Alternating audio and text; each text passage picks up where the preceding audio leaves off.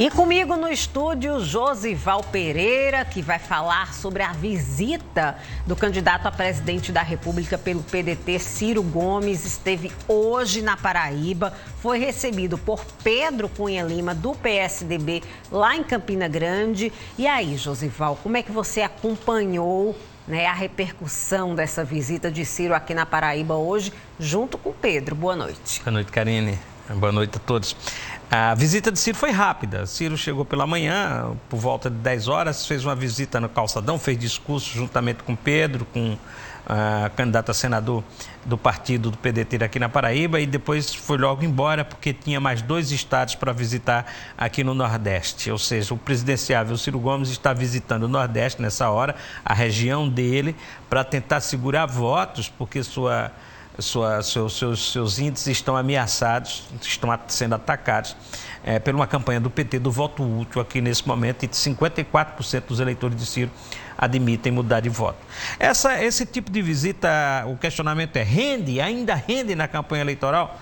É difícil dizer que rende, o mais fácil é dizer que não rende mais, já está em fase final de campanha, tem uma polarização muito alta, enfim, mas é assim que se faz campanha, você não deixa de cumprir até as últimas consequências. Em Campina Grande hoje, Ciro Gomes aproveitou para fazer críticas a Bolsonaro. As histórias de Bolsonaro, o comportamento de Bolsonaro nesses últimos dias. Ou seja, deu uma virada, porque Ciro vinha com críticas severas, muito duras ao ex-presidente Lula. Inclusive, militantes do PDT, histórico do PDT, lançaram um manifesto ontem, lá em Belo Horizonte, apoiando a campanha do voto útil em favor de Lula nesse momento e abandonando a candidatura de Ciro, dizendo que esses ataques de Ciro são coisas de Ciro. Ciro também, nesse momento, claro, terminou não ajudando a Pedro Cunha Lima. Pedro Cunha Lima gravou esta semana um vídeo direcionado aos eleitores conservadores cristãos, namorando ali, paquerando um pouco ali com os eleitores de Bolsonaro. Ao lado de Ciro Gomes veio e atacou o Bolsonaro, ou seja, desfazendo ali um pouco, terminou não ajudando muito Pedro Cunha Lima. Mas é isso. E acaba que Pedro Cunha Lima paquera com os eleitores de Bolsonaro, recebe a Simone Tebet aqui na Paraíba e recebe o Ciro Gomes aqui na Paraíba. Me parece, Josival, que Pedro não quer se indispor com ninguém, não quer saber quem é seu candidato a presidente. Só que isso vira uma salada.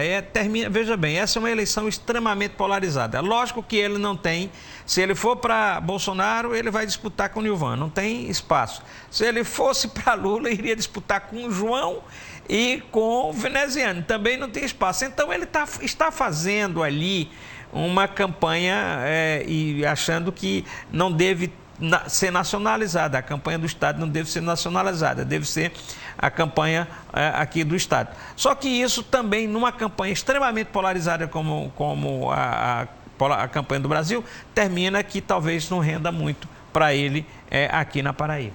Josival, rapidinho, falar sobre a decisão do TSE que liberou Jacó Maciel para usar o fundo eleitoral, mesmo ele estando com a candidatura indeferida, não foi isso? Foi uma liminar do ministro Lewandowski, Ricardo Lewandowski, hoje pela manhã, aliás, hoje à tarde. Ricardo Lewandowski liberou Douglas Lucena, ex-prefeito de Bananeira, e Jacó Maciel para usarem o fundo eleitoral, numa liminar, uma decisão liminar. Ele não analisou o mérito do indeferimento das candidaturas, as candidaturas continuam indeferidas, mas ele entendeu que se esses 2 candidatos não usarem o fundo eleitoral na reta final da campanha, podem ter prejuízos irreversíveis, prejuízos que não se recuperam mais.